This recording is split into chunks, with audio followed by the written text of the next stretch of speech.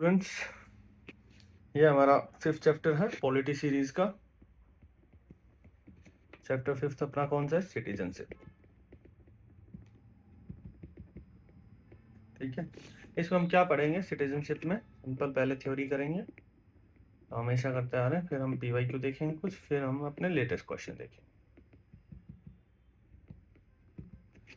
ठीक है, तो थ्योरी में हम क्या पढ़ेंगे? सबसे पहले बेसिक हम सिटीजनशिप के बारे में बेसिक इन्फो देखेंगे, क्या कुछ सिटीजनशिप होती है, कौन कौन से आर्टिकल इसमें आते हैं। फिर हम आर्टिकल देखेंगे, जो भी इसमें 5 to 11 आर्टिकल होते हैं, वो क्या कुछ आर्टिकल है वो सब कुछ इसमें हम देखेंगे। ठीक है, फिर हम देखेंगे कि आपके क्या कुछ राइट्स गिवन है बेस्ड ऑन सिटीजनशिप।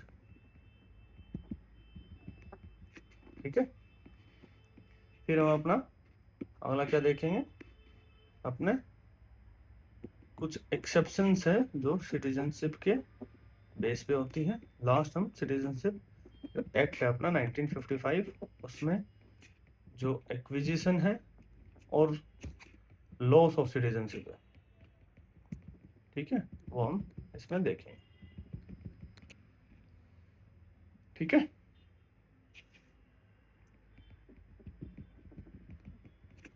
ठीक है, देखो पहले सिटीजनशिप के बारे में देख लेते हैं, कौन से पार्ट में आता है क्या। देखो ये आपके पार्ट 2 में आता है। आर्टिकल कौन कौन से आते हैं आपके इसमें? Article 5 to 11। ठीक है, सिटीजनशिप जो कॉन्सेप्ट है वो हम कौन सा फॉलो करते हैं? Single citizenship. ये यूनिटरी फीचर को शो करता है। ये हमने कहाँ से लिया था? ब्रिटेन कॉन्स्टिट्यूशन से।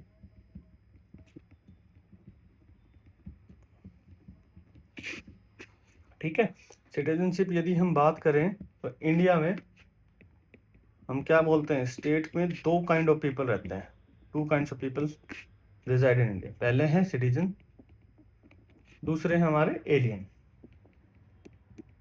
ठीक है, एलियन में दो टाइप के हम एलियन डिवाइड करते हैं। पहले है एनिमी एलियन, ठीक है, फिर है फ्रेंडली एलियन। मतलब जो इंडिया के सिटीजन नहीं है, एनिमी कंट्री से बिलोंग करते हैं तो एनिमी एलियन, जो विदाउट एनिमी कंट्री से बिलोंग करते हैं फ्रेंडली हो जाते हैं। ठीक है, क्योंकि एनिमी जो एलियन है इसमें कुछ ना कुछ आपके जो राइट्स होते हैं वो कम रहते हैं कंपेयर टू फ्रेंडली एलियन। ठीक है, फिर हम अपना दूसरा देखेंगे कि राइट्स ओनली फॉर सिटीजन्स कौन से हैं,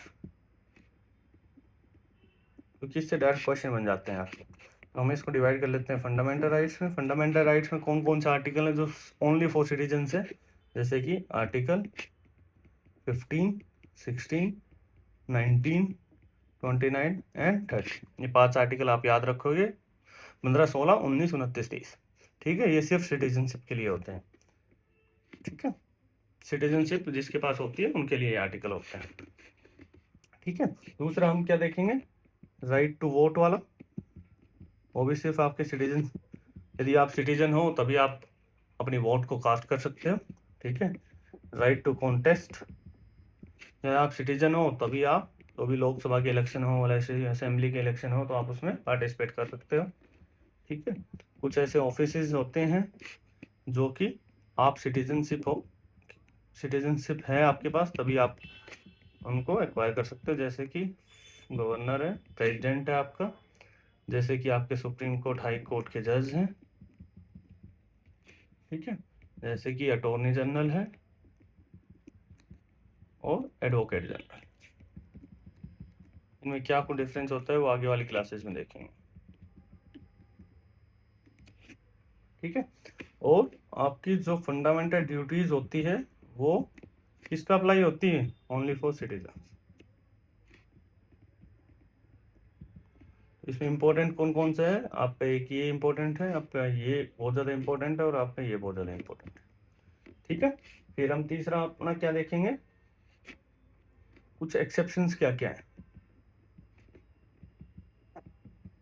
जैसे कि यदि आपके पास सिटीजनशिप है तो उसके बेस पे एक फॉर्म हम बनाते हैं रेजिडेंस की। ठीक है, इसके बेस पे आपकी कुछ दो एक्सेप्शन होती है, आर्टिकल 15 आर्टिकल 15 और आर्टिकल 16 में।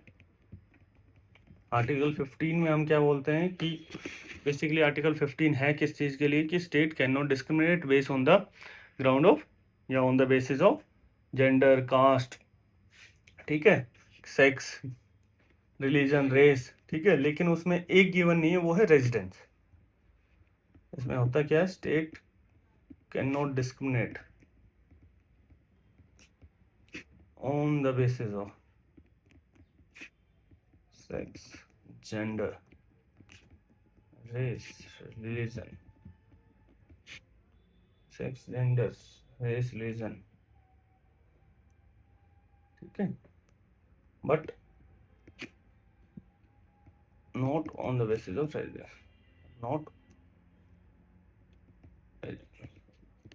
इसका मीनिंग क्या है कि रेजिडेंस के बेस पे स्टेट स्पेशल कुछ ना कुछ कंडीशन लगा सकते हैं, कि जैसे कि आपके एजुकेशन इंस्टीट्यूशन है, ठीक है, एजुकेशन इंस्टीट्यूशन में आपको एक कंडीशन बना दे कि जिसकी रेजिडेंस है उसको कुछ एक स्पेशल, या आपके मान सकते हैं हम कुछ फी में बेनिफिट मिल सकता है,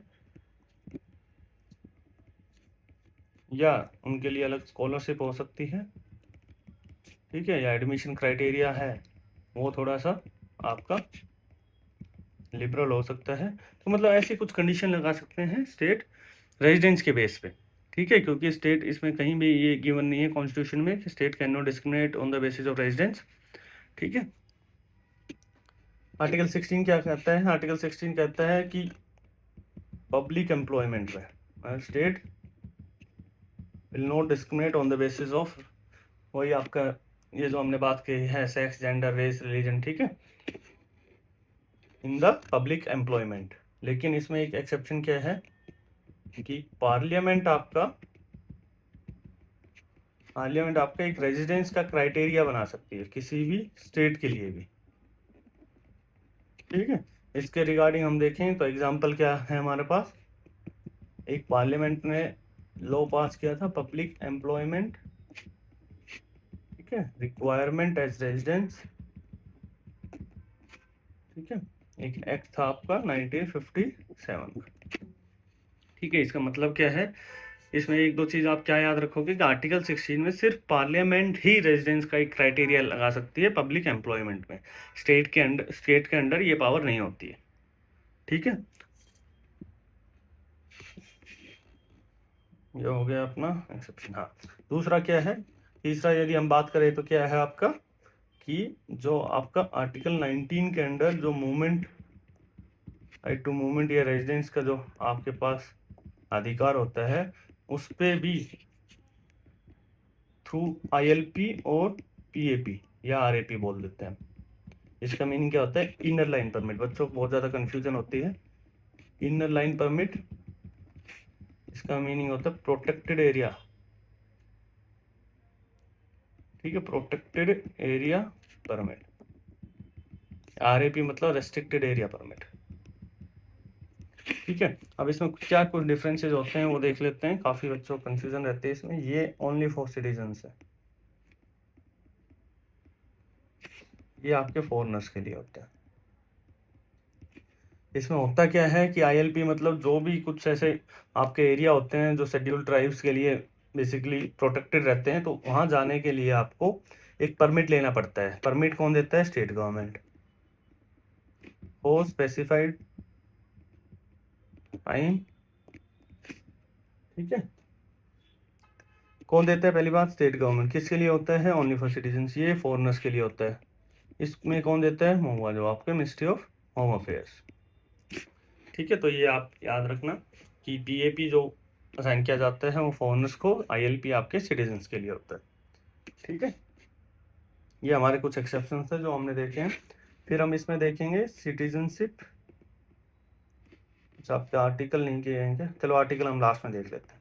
इसमें हम देखेंगे सिटीजनशिप, जो आपका एक्ट आया था 1955 का, कौन लेके आया था, पार्लियामेंट लेके आया था। इसमें आपका क्या गिवन है, बेसिकली दो चीज गिवन है। एक आपकी एक्विजिशन ऑफ सिटीजनशिप, ठीक है, एक आपके लॉस ऑफ सिटीजनशिप।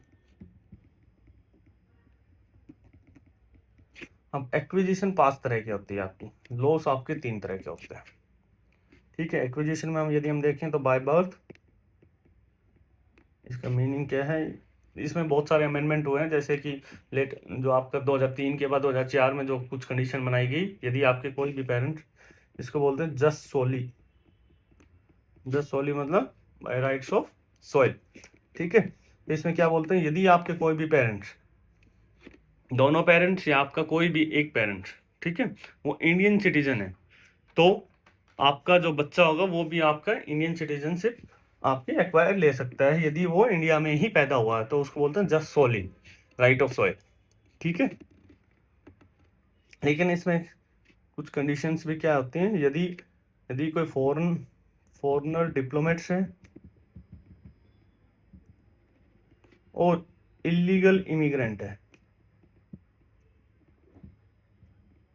ठीक है, तो उनके लिए ये अप्लाई नहीं होता है। ठीक है, यदि फॉरेनर डिप्लोमेट्स के कोई बच्चा पैदा होता है यहाँ पे, तो वो इंडियन सिटीजनशिप एक्वायर नहीं कर सकता just by the condition of by birth.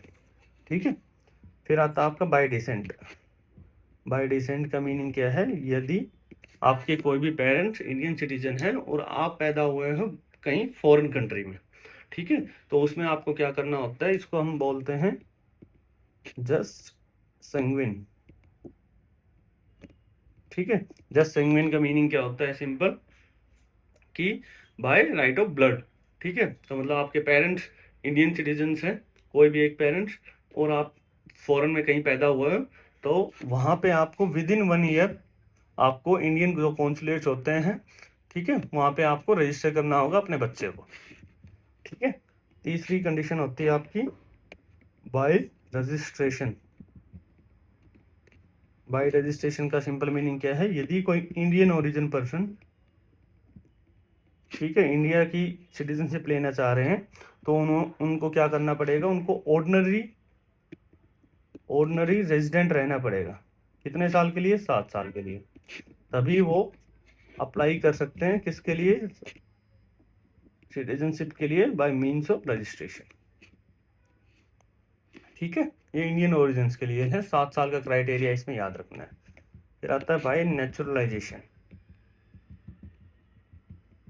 ठीक है, नेचुरलाइजेशन का सिंपल मीनिंग है ओपन टू ऑल, मतलब सबके लिए, कोई भी इंडिया की सिटीजन ले सकता है, यदि वो 11 साल तक आपका ऑर्डिनरी रेजिडेंट रहा हुआ हो इंडिया में। ठीक है, और प्लस में 1 साल वो इंडिया में ही रहा हो, कंप्लीट ईयर। ठीक है, तो टोटल कितना हो गया, 12 साल, तो वो नेचुरलाइजेशन के थ्रू इंडिया की सिटीजनशिप ले सकते हैं। ठीक है, इसी में ही हमने जो हमारा अमेंडमेंट आया था, कॉन्स्टिट्यूशनल जो अमेंडमेंट एक्ट आया था 2019 में, इसी क्राइटेरिया को 11 साल वाले क्राइटेरिया को हमने 5 साल कर दिया था। ठीक है, उसमें कौन कौन सी माइनॉरिटीज हमने इंक्लूड की थी, 6 माइनॉरिटीज इंक्लूड की थी। ठीक है, कौन कौन सी, आपकी हिंदू, आपके सिख, क्रिश्चियन, पारसी, बुद्धिस्ट और आपके जैन। ठीक है, कौन सी कंट्रीज में माइनॉरिटीज होनी चाहिए, आपकी पाकिस्तान, ठीक है, अफगानिस्तान और आपका बांग्लादेश। ठीक है, क्या डेट थी, 21 दिसंबर 2014। ठीक है, तो इसमें हमने क्या चेंज किया था, सिंपल 11 साल से 5 साल किया था। ठीक है, और यदि हम आगे पांचवी जो हमारी कंडीशन है, पांचवी क्या है एक्वायर करने की, बाय इनकॉर्पोरेशन ऑफ टेरिटरी, मतलब हमने फॉरेन टेरिटरी अपने इंडिया में इंक्लूड कर ली, तो आप इंडियन सिटीजनशिप आपकी हो जाएगी, जैसे कि पौंडीचेरी का केस है, जिसको पुडुचेरी बोलते हैं। लास्ट सेशन में मैंने बताया था कब ये नाम चेंज हुआ था, तो आप मेरे को बताओगे। ठीक है, ये तो आपकी होगी 5 कंडीशन है एक्वायर करने की सिटीजनशिप। लॉस करने की क्या 3 है आपकी, यदि आपको इंडियन सिटीजनशिप आपको नहीं चाहिए, ठीक है। तो पहली कंडीशन आती है रिनंसिएशन। रिनंसिएशन मतलब आप खुद से अपनी इंडियन सिटीजनशिप को आपको चाहिए नहीं, अब आप उसको नहीं चाहिए आपको, तो सिंपल क्या करोगे, रिनंसिएशन का एक मेथड होता है कि by your own you declare that you do not need your citizenship, ठीक है, उसको बोलते हैं रिनंसिएशन।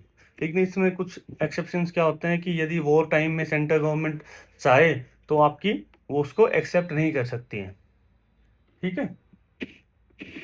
और दूसरी क्या होती है आपकी, टर्मिनेशन, ठीक है। टर्मिनेशन मतलब यदि आप वॉलंटरी फॉरेन सिटीजनशिप ले लेते हो,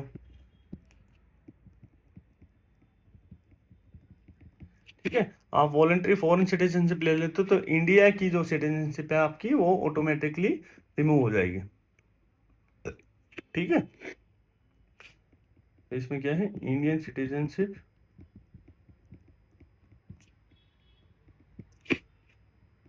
रिमूव ऑटोमेटिकली,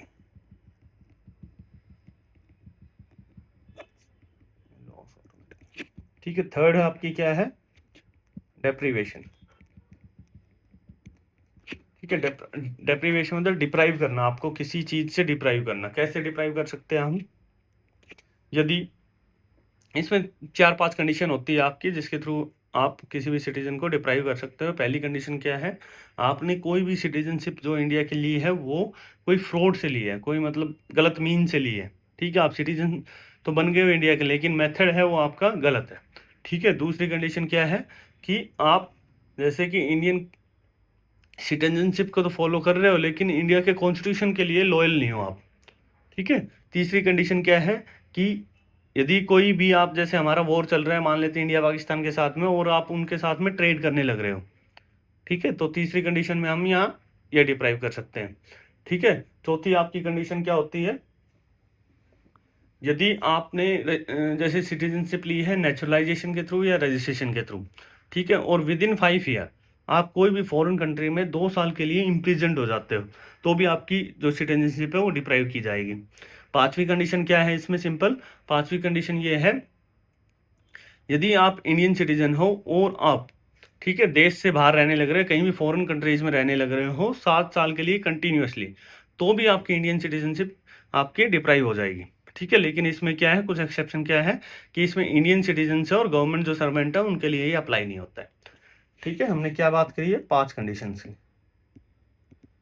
मतलब 5 आपके तरीके हैं जिससे आप डिप्राइव हो सकता है, ठीक है। तो मैंने आपको बोल के बता ही दिया है, वैसे यदि मैं, ठीक है। फिर हम क्या देख सकते हैं कि आपके, हाँ, आप लोगों को बहुत सारी कंफ्यूजन रहती होगी, कुछ एक मैं यदि टर्म बोलूँ तो, जैसे कि एनआरआई, जैसे कि पीआईओ, जैसे कि OCI card holder,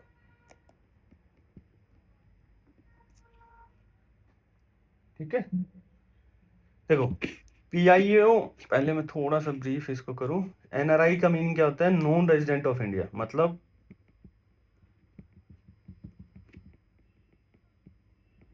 Indian citizenship तो है, यदि हम बोले कि इंडियन सिटीजन से,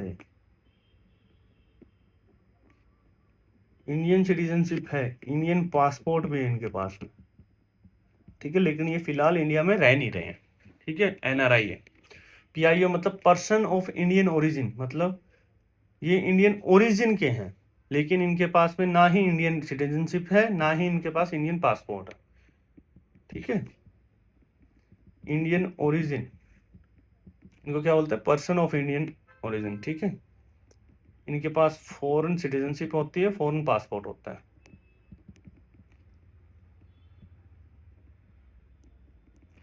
ओसीआई कार्ड होल्डर की क्या स्कीम आई, 2015 में आई थी, ठीक है। पीआईओ स्कीम 2002 में आई थी, ठीक है। एक सिंपल आपकी ओसीआई स्कीम भी आई थी जो 2005 में आई थी, लेकिन हमने 2015 में जो कॉन्स्टिट्यूशनल जो एक्ट है हमारे उसमें अमेंड करके आपके इन दोनों को मर्ज कर दिया था, पीआईओ और ओसीआई को, हम उसको क्या बोलते हैं, ओसीआई कार्ड होल्डर। ठीक है, देखो अब इसमें वीजा का क्राइटेरिया चाहिए आपको इंडिया में आने के लिए, इसमें नहीं चाहिए क्योंकि ये तो इंडियन सिटीजन है। पीआईओ में चाहिए, यस चाहिए, इसमें ओसीआई कार्ड होल्डर ही आपकी एक वीजा का आपका क्राइटेरिया बन जाता है। ठीक है, तो इसमें आपको वीजा नहीं चाहिए, आपको ओसीआई कार्ड होल्डर होते हैं तो ही आपका वो वीजा आपके लॉन्ग टाइम के लिए या परमानेंट आपका वीजा आपके पास होता है इंडिया में आने के लिए। ठीक है, अब हम आर्टिकल्स और देख लेते हैं जो भी आपके सिटीजनशिप से रिलेटेड है। ठीक है, आर्टिकल्स 5 to 11। आर्टिकल 5 क्या कहता है आपका,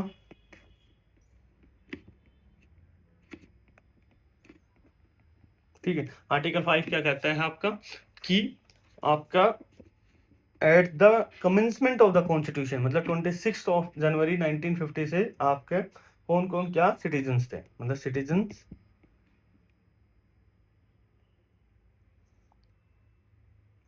ठीक है, मतलब सिटीजनशिप एट द कमेंसमेंट मैंने बताया था आपको पुराने लेक्चर में, कमेंसमेंट ऑफ कॉन्स्टिट्यूशन, कमेंसमेंट कब था आपका 26 जनवरी। ठीक है, और इसी में हम एडेप्टेड इनेक्टेड लिख देते तो आपका वो आपका 26 नवंबर हो जाता। ठीक है, इसमें क्या है आपका 6th और 7th 8th में हम एक साथ पढ़ेंगे इनको।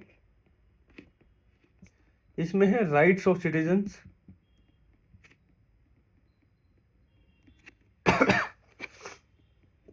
Rights of citizens. ठीक है, राइट्स ऑफ सिटीजन्स कौन से सिटीजन्स के राइट की बात कर रहे हैं, जो पाकिस्तान से इंडिया में आए हैं।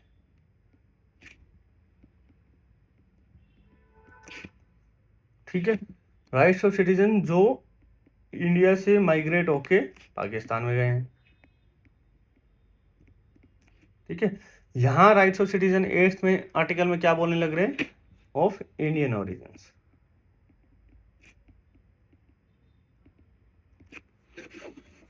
ठीक है, ये हम एक साथ हमने तीनों आर्टिकल याद रखना।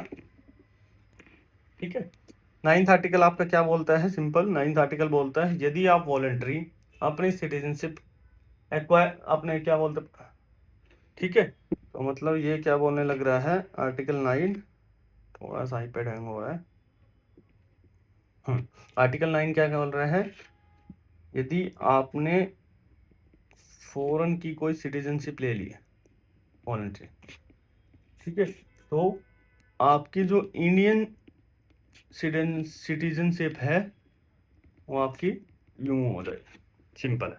ठीक है, आर्टिकल 9 क्या बोल रहा है, यदि आप if you acquired the foreign citizenship then your Indian citizenship you will be deprived by your Indian citizenship. ठीक है, आर्टिकल 10 क्या बोलता है आपका, आर्टिकल 10 और 11 दो आर्टिकल और रह गए हमारे। ठीक है, समझ आ रहा है ना आपको, 5 6 7 8 9। हाँ, आर्टिकल 10 क्या बोल रहा है आपका, आपकी continuance of right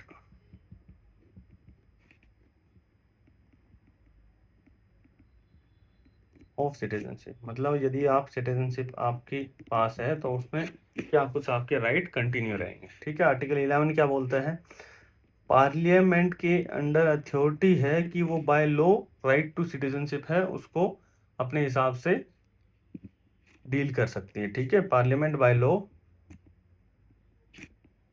can regulate the rights of citizenship.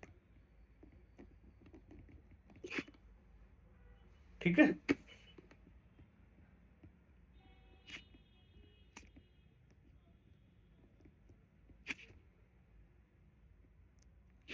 तो इसके उसमें पार्लियामेंट कौन सा एक्ट लेके आई थी, सिटीजनशिप एक्ट 1955। आर्टिकल 11 हम कर चुके हैं, अब हम कुछ टर्म देख लेते हैं जो इम्पोर्टेंट टर्म है।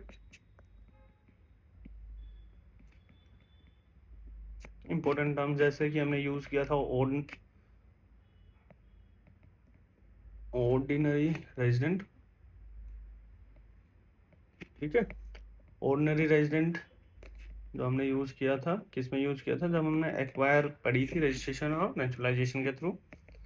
तो उसमें ऑर्डिनरी रेजिडेंट सिंपल क्या होता है, जो भी पर्सन सिग्निफिकेंट अपना टाइम इन ए ईयर किसी कंट्री में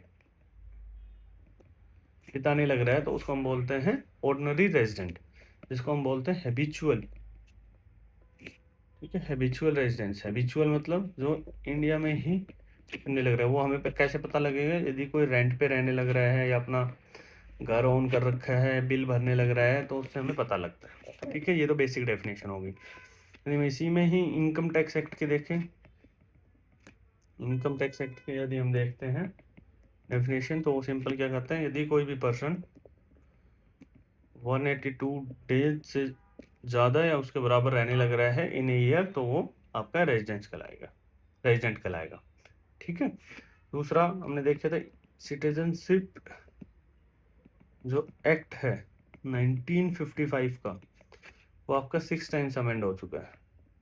ठीक है, कब कब, 1982 में, क्योंकि डायरेक्ट क्वेश्चन इस 1986 में, डायरेक्ट क्वेश्चन आ जाते हैं इससे 1992 में, 2003 में, 5 में, 2015 में और 2019 में। ये हम डिस्कस कर चुके हैं। इन अमेंडमेंट के थ्रू हमने क्या कुछ किया है वो आप कमेंट सेक्शन में बताओगे।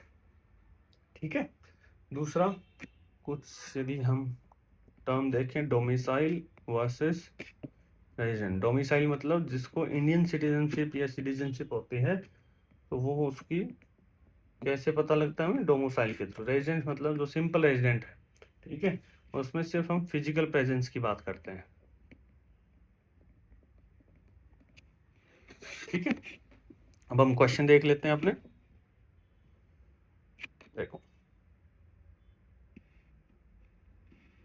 पहला क्वेश्चन क्या है आपका कि with reference to India consider the following statement, there is only one citizenship and one domicile. ये बिल्कुल बात ठीक है आपकी। ठीक है, a citizenship by birth only can become the head of the state. Head of the state कौन, आपका प्रेसिडेंट। ठीक है, प्रेसिडेंट कैसे बन सकता है, वन ऑफ द क्वालिफिकेशन क्या होती है, सिटीजनशिप ऑफ इंडिया। सिटीजन कैसे, सिटीजन आपका बाय बर्थ हो सकता है और नेचुरलाइजेशन के थ्रू। ठीक है, तो ओनली बाय बर्थ नहीं, ये कंडीशन आपकी गलत है, तो 2 ओनली आपके गलत हो चुके हैं। 2 वाले ऑप्शन 3 देखते हैं। A foreigner once granted the citizen can not be deprived of it under any circumstances. नहीं, ये तो हमने देखा था ना, डिप्राइवेशन में 5 कंडीशन देखी थी हमने। ठीक है, तो ये भी आपका गलत है, तो 1 ओनली आपका आंसर आ जाएगा।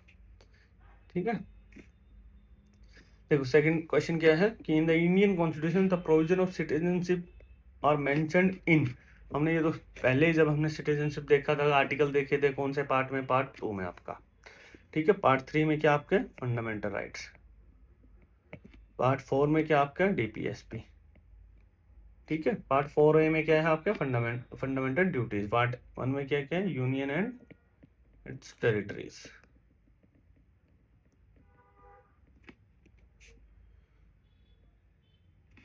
ठीक है,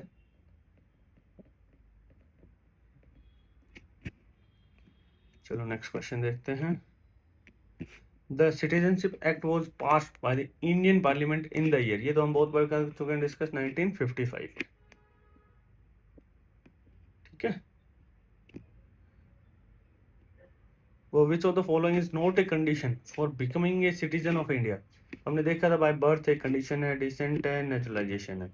2 कंडीशन और कौन सी रह गई आपकी, रजिस्ट्रेशन और बाय इनकॉर्पोरेशन ऑफ टेरिटरी।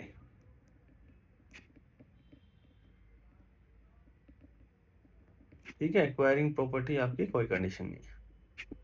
ठीक है, फिर देखते हैं the citizenship amendment act 2019 aims to provide citizenship to persecuted minorities from which of the following group of countries. ये भी हमने डिस्कस किया था, कौन कौन सी थी, पाकिस्तान, अफगानिस्तान एंड बांग्लादेश। ठीक है, माइनॉरिटीज आप कमेंट सेक्शन में बताओगे कौन कौन सी माइनॉरिटीज थी उसमें। Which article of the Indian constitution related to citizenship by descent. ठीक है, ये हमने डिस्कस किया था कि सिटीजनशिप बाय डिसेंट हम किससे कर सकते हैं, आर्टिकल 8 से। ठीक है, आर्टिकल 8 क्या बोल रहा था आपका, सिंपल इंडियन ओरिजिन्स की कैसे हम राइट ऑफ सिटीजनशिप की बात करने लग रहा था। 5 में कमेंसमेंट ऑफ द कॉन्स्टिट्यूशन में क्या कुछ सिटीजनशिप आपके थे। ठीक है, 6 में हमने बात की थी कि पाकिस्तान से इंडिया में आ रहे हैं तो उनका क्या कुछ राइट है आपका। ठीक है, 10th में हमने बात की थी क्या कुछ राइट आपके कंटिन्यू रहेंगे कॉन्स्टिट्यूशन में। ठीक है, a person can use Indian citizenship by which of the following veg, कैसे कैसे यूज कर सकते हैं। रिनंसिएशन मतलब खुद से हम छोड़ देना। ठीक है, टर्मिनेशन, डिप्राइवेशन, तो ये क्या आ गया, all of the above.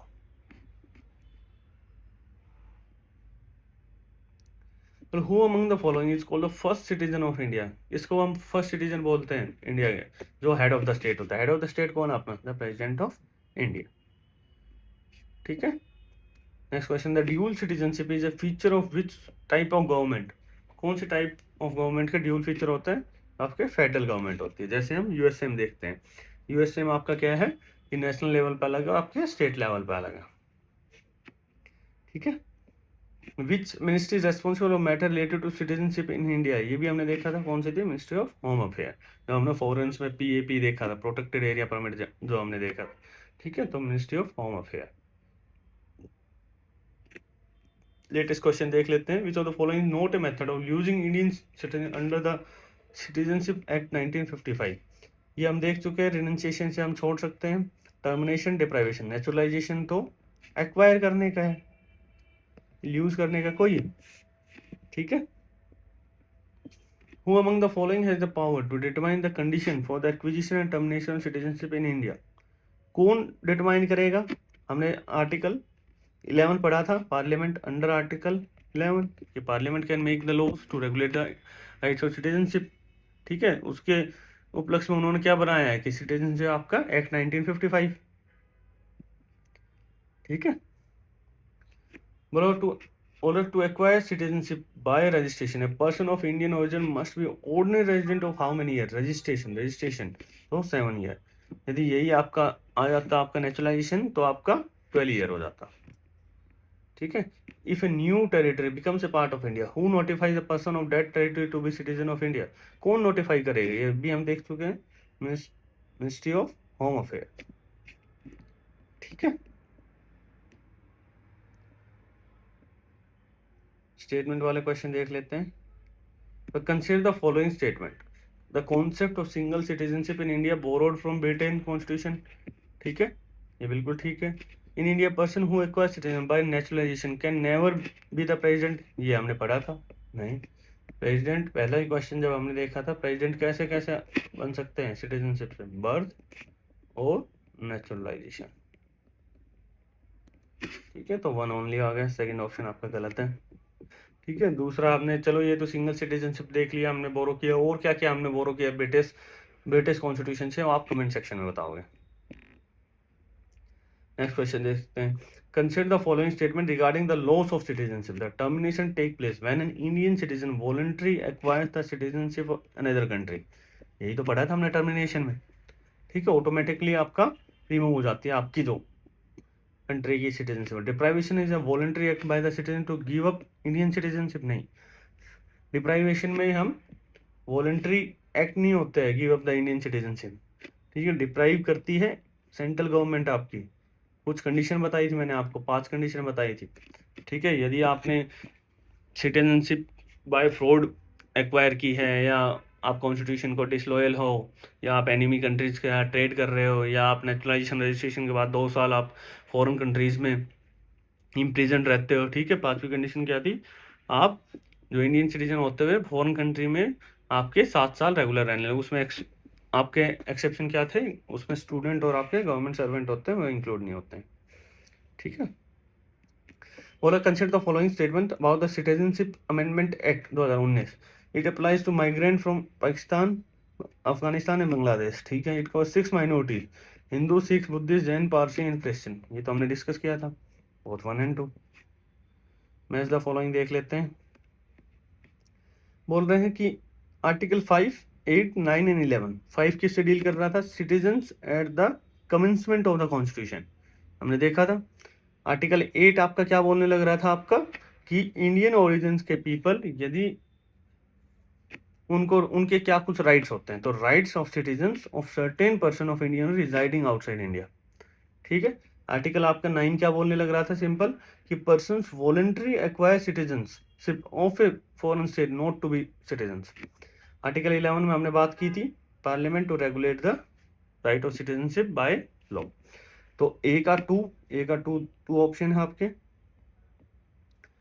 B का आपका डी आपका फर्स्ट ऑप्शन आपका आंसर हो जाएगा इसमें। ठीक है, नेक्स्ट देखते हैं। बोल रहे हैं, हाँ बोलो कुछ क्राइटेरिया है जो आपके बाकी आपके एक्वायर ऑफ द सिटीजनशिप के ऊपर है। Birth citizen granted to people of territory like Pondicherry, ये आपका कौन सा हो सकता है, इनकॉर्पोरेशन ऑफ टेरिटरी, ये मैंने आपको एग्जांपल में बताया था। Applying after being an ordinary resident for a specific period, example 7 year, तो ये आपका क्या है, रजिस्ट्रेशन। ठीक है, citizenship granted based on the place और date of birth in India. ठीक है, ये क्या आपका बर्थ है। Granted for a foreigner not illegal migrant based on period of 12 years and character, ये आपका क्या नेचुरलाइजेशन है। ठीक है, तो ए का क्या है, ए का थ्री तो ऑप्शन में है। नेचुरलाइजेशन का क्या है, बी का 4 आपका सी ऑप्शन हो जाएगा। ठीक है, तो ये आपके कंप्लीट होते हैं क्वेश्चंस भी। यदि आपको पसंद आ रहा है तो आप प्लेलिस्ट में सारी आप अपनी वीडियोस देख सकते हैं, बाकी एसएमडी क्लासेस को आप फॉलो कर सकते हो। ठीक है, लाइक सब्सक्राइब भी कर सकते हो। ठीक है, चलो हम नेक्स्ट क्लास में मिलेंगे अब हम। Okay, bye bye.